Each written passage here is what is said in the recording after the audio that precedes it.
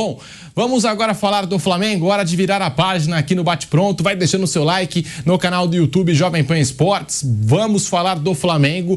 Hoje saiu a coluna do Mauro César Pereira no UOL com informação importante envolvendo o Marcos Braz. Vou até passar a palavra aqui para o Mauro César falar sobre esse assunto, se o Marcos Braz permanece ou não na vice-presidência de futebol do Flamengo. O Mauro César, é um assunto que interessa bastante, né, ao torcedor, né, a questão política aí desse Flamengo, que ao mesmo tempo se vê no mercado. A gente também vai falar desse tema envolvendo aí o Claudinho e outros jogadores que estão na mira do Flamengo nessa janela do meio do ano, mas começando pelo Marcos Braz. Mauro César, a sua informação aqui no Bate Pronto. O Braz, ele tomou a decisão de não continuar no Flamengo no ano que vem. Aí alguém vai dizer, mas aí vai ter eleição. Sim, claro, na eventualidade do candidato da situação vencer, o candidato apoiado pelo Landim, que é o Rodrigo Dunst de Abranches. E ele decidiu que não vai continuar, ele vai deixar o cargo no final do ano. E claro que se o vitorioso for o BAP, que é outro candidato que fez parte também da gestão, presidindo, por exemplo, o Conselho de Administração do Flamengo, aí o Braz nem passa perto, porque os dois são adversários. Isso não é novidade para ninguém. Mas na eventualidade do Rodrigo Dunst vencer, ele garante que não vai continuar, que ele vai sair, que ele vai seguir o caminho dele fazendo outras coisas, pode até atuar no Flamengo, mas não como vice de futebol.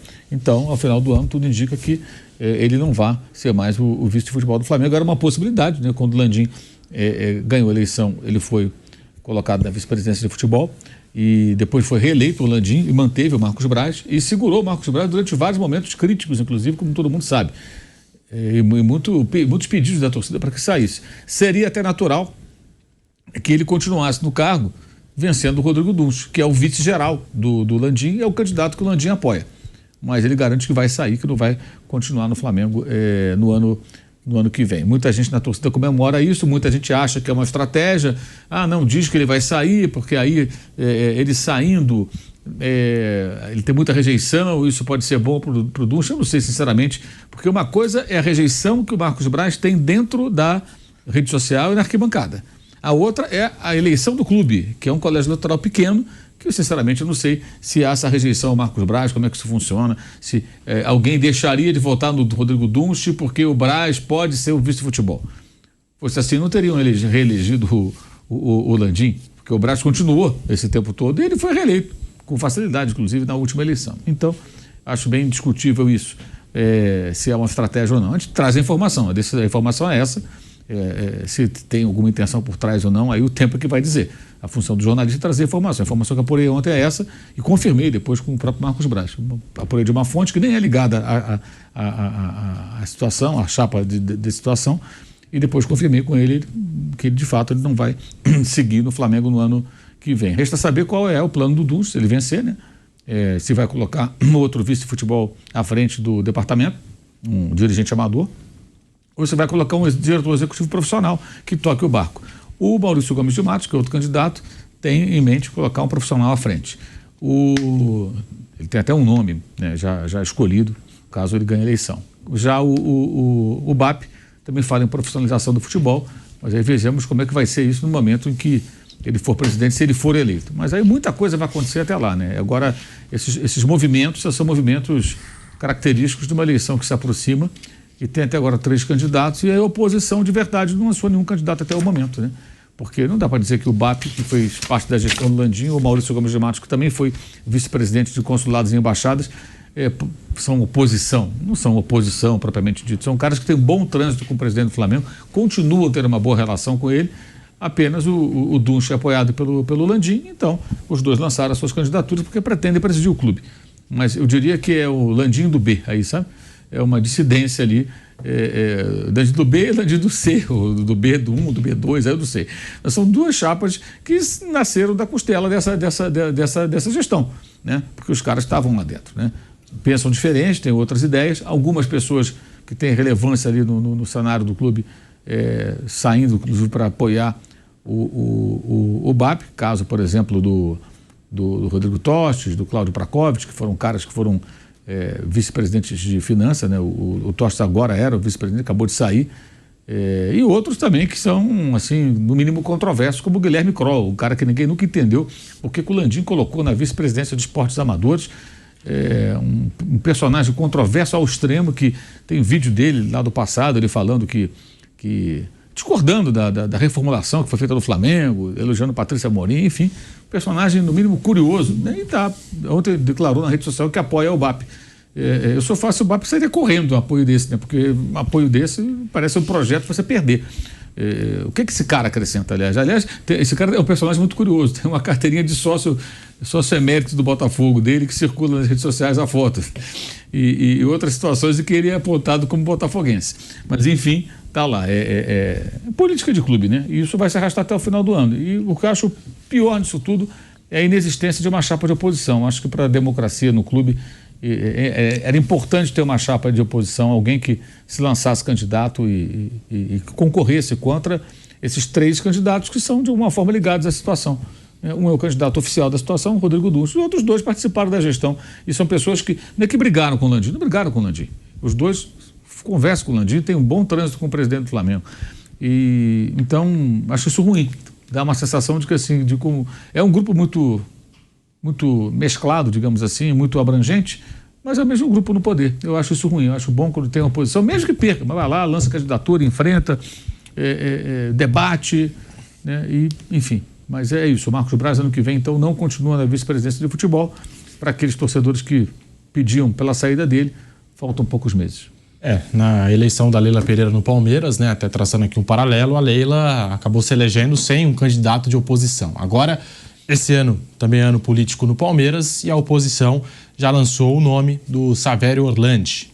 Então, esse ano também vai ter oposição a Leila Pereira na política do Palmeiras. Mas o assunto aqui é o Flamengo. Vai lá. São Paulo também era o Casares contra o Natel. O Natel era vice do Leco e o Casares era do mesmo grupo também, né? Foi também uma dissidência, né? Às vezes acontece quando um grupo tem um domínio muito grande. O próprio Corinthians, o Augusto Melo, chegou a fazer parte do Renovação e diretor de base. Depois saiu, né? Então, quando um grupo fica muito tempo, né, acaba virando, aí tem dissidências dentro do próprio grupo político. E aí, quando, né, o São Paulo tinha um Juvenal muito dominante, e aí depois o Juvenal já morreu e surgem outras forças, mas dentro do mesmo grupo que tinha o Juvenal ali como um grande comandante, um grande líder. Vou perguntar para o Mauro, o que seria oposição no Flamengo hoje? Que seria o quê? Patrícia Amorim, assim, essas pessoas? Não. Seria o pessoal do Bandeira de Melo. Assim. O pessoal da gestão do Bandeira de Melo, mas até agora não encontraram o nome. Havia uma forte corrente para que o candidato da oposição fosse o Flávio Willemann, que é um advogado, ele é o vice-presidente jurídico do clube, né? Ele foi um cara até relevante no momento que o Flamengo tinha lá centenas de ações na Justiça do Trabalho e depois conseguiu reduzir isso a um número ínfimo, até a ponto até de sair do ato trabalhista, que é o ato trabalhista, o clube fica lá depositando uma grana todo mês, como se fosse uma conta de reserva. À medida que ele vai fazendo acordos ou perde algumas ações, o dinheiro está lá, sai, já paga a pessoa e vai embora. Houve um momento que o Flamengo saiu do ato trabalhista porque não tinha mais volume de ações que justificasse aquele aporte mensal, né? Quando uma ação ou outra vai lá, acertou, paga, acabou, ponto final. E ele foi um cara que participou ativamente dessa gestão, mas há mais ou menos uns 13, 14 dias, até eu trouxe a informação que ele não vai ser candidato à presidência do Flamengo. Ele até quer, de alguma forma, participar da gestão novamente, não sei qual vai ser o candidato que ele vai apoiar, ele ainda não anunciou, mas não como presidente. Isso já tirou a possibilidade de um nome que seria forte para concorrer como oposição. E até agora o pessoal do Soflá está muito parado, que era o grupo ao qual pertence o ex-presidente Eduardo Bandeira de Melo, está muito sumido, muito calado, a oposição do Flamengo está muito devagar. Está muito devagar. Eu acho isso péssimo. Eu acho que o ideal é que o Landim seja confrontado, questionado por suas decisões. Lógico que tem acertos, o Flamengo multiplicou várias vezes as suas receitas, o Flamengo cometeu erros no futebol, mas também ganhou títulos importantes na gestão dele, que participou, inclusive, antes do Bandeira, já era do grupo e tudo mais. Isso tudo aí a gente já explicou várias vezes. Mas tem muitos pontos aí que podem ser questionados, né? História da SAF, como é que vai ser esse projeto do estádio, algumas questões como, por exemplo, quando eles mexeram lá com o sócio de fora do Rio de Janeiro, o pessoal chama de sócio off-Rio, criaram alguns obstáculos, tornando mais difícil a pessoa que mora fora do Rio se associar. O sócio torcedor não pode votar, então você, para ser eleitor do Flamengo, você tem que ser sócio mesmo, não sócio torcedor. E o voto à distância não tem. Então, se você mora aqui em São Paulo, você é rubro-negro, você quer ser sócio do clube e votar, você tem que ir lá votar. Isso é um absurdo, você poderia votar online, né? Sou sócio, pago aqui a mensalidade, sócio, não sócio torcedor, e não posso ter que ir no Rio para votar. A eleição geralmente é um dia de semana, quer dizer, como é que o cara vai para lá? Complicado. Então, tem vários pontos aí que o Landim pode ser questionado, mas vai ter questionamento? Será? Não sei. Duas chapas que saem encabeçadas por pessoas que participaram da gestão dele. Então, para o clube, acho que é sempre bom ter oposição, para qualquer clube, né? Mas até agora a oposição do Flamengo não conseguiu lançar um nome. Vejamos se vai lançar. Tem tempo ainda para isso, para trabalhar isso, mas me parece que está tanto quanto complicado. É informação, hein? Marcos Braz vai deixar o cargo dele no Flamengo no fim deste ano. Informação trazida pelo Mauro César Pereira aqui na Jovem Pan. Você vai deixando o seu like, ainda falando sobre o Flamengo. Já falamos aqui da política do clube. Agora, mercado da bola, o nome mais falado é o do Claudinho, que tá lá no Zenit. A gente sabe, né, com todas as restrições aí do futebol russo e a gente entende que o Zenit não pode fazer contratações ou negócios com outros clubes ali da Europa. E até por isso, muitas vezes recorreu ao Brasil, até contratou o Arthur aqui do Palmeiras e tudo mais. E parece que está fazendo jogo duro para liberar o Claudinho. Sabe que vai ser difícil contratar outro jogador da mesma qualidade, até por conta dessa impossibilidade que eu citei aqui, devido à guerra com a Ucrânia. Muitos clubes e muitos países já não fazem negócios com a Rússia. Acho que esse é um entrave também, não é, Mauro? E você tem informação nova sobre o Claudinho e esse mercado do Flamengo? O Claudinho segue muito difícil, bem difícil. A informação que eu tive ontem é que segue difícil, há um impasse na questão financeira. A gente apura aqui que está difícil, e lá na Rússia o Fábio Aleixo, que é o jornalista brasileiro que mora lá na Rússia, diz a mesma coisa, que da parte dos russos, que eles falam que não tem acordo com o Flamengo ainda. E até o Flamengo já está começando a pensar em alternativas e outros nomes, não sei quais ainda, mas já pensa em outros nomes diante da dificuldade que já era de se esperar. O Claudinho, gente, ele é titular do time, joga todos os jogos, quer dizer, por que os caras vão vender? Não precisa do dinheiro. É difícil contratar outro jogador para a posição. Os russos estão isolados ali, né? Consegue contratar jogador sérvio e tal, como o caso do Illich, né? Até fui ver, estão trazendo, mas é uma posição um pouco mais atrás. Um meia como o Claudinho, que chega, que faz gols, eles vão vender para quê? Claro, o jogador pode pressionar para sair, mas eles podem dizer não, você pode pressionar, você tem um contrato, não vou te vender. É só dar um contrato, você vai cumprir seu contrato. E vai ter que cumprir. O Wendel também tentou sair, forçou uma barra, não saiu, ficou. Acabou ganhando lá um contrato melhor, parece que renovou e tal, ano passado, mas ficou lá. Agora está sendo até especulada a sua saída. Mas está difícil. O Marcos Antônio da Lazio parece que está menos complicado. O Flamengo entende o seguinte, o pensamento do Flamengo é assim, vamos ao mercado, mas a gente antecipou essa janela. Eu acho que em parte faz sentido. Eles contrataram no começo do ano o De La Cruz, pagando multa, o Vinha e o Léo Ortiz. O Léo Ortiz nem jogou de volante agora, nem foi aproveitado direito. O Vinha mal jogou. Jogou algumas partidas, foi para a Copa América, agora voltou. Quando era para ele ganhar a posição, que o Ayrton Lucas vinha mal, ele foi para a Copa América. O De La Cruz não, chegou, já tomou conta da posição. Mas são 3 reforços de jogadores de peso. Foram um investimento de mais de 30 milhões de euros, esses 3. Então, de fato, teve uma janela forte. Geralmente, essa janela não acontece no começo do ano. É difícil trazer jogadores de fora na janela de janeiro, né? Essa agora é mais viável, que a janela maior, termina a temporada, a coisa acontece de uma outra forma. Mas eu concordo em parte, mas acho também que eles deveriam buscar um lateral direito. E não vão atrás, estão atrás de um volante e de um meio atacante. O meio atacante seria uma alternativa para você poder ter não vai ser o titular absoluto. Se o Claudinho for contratado, ele vai ser o cara que vai disputar com a Arrascaeta, eventualmente vai jogar junto, mas em tese seria isso, né? Mas tá difícil essa contratação. Embora também ainda tenha aí um tempo grande de janela, né, para negociações, mas até agora o Claudinho está bem difícil, como já era de se imaginar.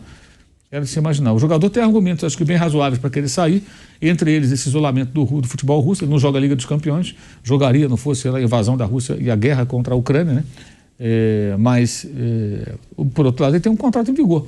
E a gente sabe que, geralmente, os clubes da Rússia, da própria Ucrânia, quando era o Shakhtar, levava vários brasileiros, sempre jogaram duro. Nunca teve esse negócio, quero ir embora, não, você vai cumprir aqui. E cumpre, os caras ficam.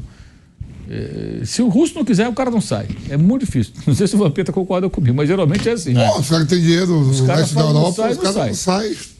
Só tem dinheiro ali sobrando. Por isso que paga mais. Às vezes os times russos pagam mais até que jogadores que jogam na Premier League, na Campeonato Italiano, Campeonato Espanhol. Por isso. E tem questão também de tributação, que varia de país para país, né? Essa coisa também. Na Turquia, por exemplo, o negócio não é tão rigoroso como, por exemplo, na Alemanha, na Inglaterra. Né, que tem lá aquela taxação que vem cortando lá, o leão cheio de fome. O mundo árabe, então, até. Então, aí os caras. Eu já escutei histórias de jogadores em alguns países que o jogador brigar. Um ex-jogador me contou essa história, não vou dizer qual país, mas o jogador brigou lá com o dirigente, não foi no mundo árabe, não. O jogador brigou lá com o dirigente, teve lá uma confusão. Aí foram pagar, mandaram o quê? O cara mandou pagar em dinheiro. Aí chegaram os funcionários com sacos de dinheiro, tudo em notinha trocada. No vestiário, toma, seu pagamento. O cara sacou saco de dinheiro. Tem recibo, teve porcaria nenhuma. O cara pegou e foi embora. Tá pago aí, vai embora. Quer dizer, cara, então assim, em alguns países você tem... Eu me lembro de história de jogadores que tiveram para ir, por exemplo, para a Inglaterra, no passado, era começo da Premier League, e não foram quando constataram que a tributação era muito alta. A Alemanha também aconteceu isso. Um exemplo agora do Fabrício Bruno. Também. Né? Pode ter pesado. Também. Pode ter pesado. Lógico, o cara faz a conta e tal. Né? Se bem que ali também, eu acho que assim, aí você negocia isso, né? Peraí, vamos melhorar isso aqui e tal. Não vou, pô. Vai virar reserva do Flamengo daqui a pouco. Até de mercado aqui, uma informação da Nádia Mawad, jornalista, né, da Globo, o goleiro Bento está indo para o Al Nassr da Arábia Saudita. Nossa, goleiro da seleção, do Atlético Paranaense. Né, o Al Nassr queria o Ederson, do City. O City tá tentando segurar o Ederson, acho que ofereceu até o dobro do salário, foi o que saiu aí na imprensa inglesa. Então eles vão levar o Bento. Segundo a Nádia, 18 milhões de euros a negociação. E para o jogador, uma grana absurda também. Ela até falou que na notícia que ela publicou, que o Bento consultou a comissão técnica da seleção, eles falaram que não tem problema, então ele está indo para o Al Nassr, time do Cristiano Ronaldo. Esse é um goleiro que eu não sei como outros clubes do Brasil não procuraram antes. Estou tentando lembrar algum. Assim, pode ser até que alguém procurou, a gente não sabe. Não, mas aí para outros clubes do Brasil, até o Brasil vai facilitar o quê? Aí é só para fora mesmo. Pela idade dele, que é muito jovem, né? A Inter de Milão queria, né? Aí contratou um goleiro do Genoa. O Atlético dificultou e levaram um goleiro do Genoa, e agora o Al Nassr está levando por 18 milhões de euros. O Benfica também, um certo momento ali ficou interessado no Bento, acabou acontecendo, e agora está indo para o futebol saudita. Até surpreendente, né? Mas você vê, né? Os sauditas estão ligados aí ainda e se aparecer uma brecha aqui no futebol brasileiro, eles levam. Mas primeiro foram buscar na Europa. Sim. A informação do Bruno, né, trazida aí pela Nádia Mawad, é essa, que eles tentaram buscar o goleiro do City, não deu. E aí buscaram aqui no Brasil, que é um goleiro também de seleção brasileira, evidentemente. 18 milhões de euros, né, Bruno? Aí o outro sai por 4 milhões de euros do Corinthians. O Carlos Miguel. É muito desproporcional. E aí tem a ver com a organização dos clubes. O Atlético é um clube muito mais organizado que o Corinthians, né? É mais difícil hoje você tirar um jogador do Atlético Paranaense do que do Corinthians, né? Um jogador que o Atlético não quer negociar, você vai ter que pagar muito mais caro do que de tirar. O Roger Guedes mesmo saiu do dia pra noite aí, no meio de uma semifinal de Copa do Brasil, fácil, era artilheiro do time. Aí Carlos Miguel virou titular absoluto, Cássio foi embora também, 4 milhões de euros, tchau. Então... Os clubes da Inglaterra estão atentos aqui também, né? Murilo, Danilo, até o Scarpa foi pra lá. Principalmente os clubes pequenos. Né? Gabriel Sara foi pro Norwich. É difícil um jogador sair do Brasil, acontece, mas direto para um time lá do que chamam de Big Six. Eles estão indo pro Nottingham, estão indo pro Fulham, estão indo pro West Ham. Em português, Crystal Palace, Wolverhampton. O Fabrício Bruno, até a gente discutiu, né? Se ele vai pro West Ham, se destacando lá, ou ia conseguir um contrato melhor, já que esse foi um entrave, ou ele ia jogar num time desses, né? Que é isso, primeiro caminho, né? Um time que não é da primeira prateleira, para você se mostrar e depois você entra no radar desses clubes. É claro que o Fabrício tem uma idade mais avançada, que é a do Murilo, por exemplo, que está até próximo do Chelsea, né? As informações aí do mercado depois dessa temporada com a camisa do Nottingham Forest.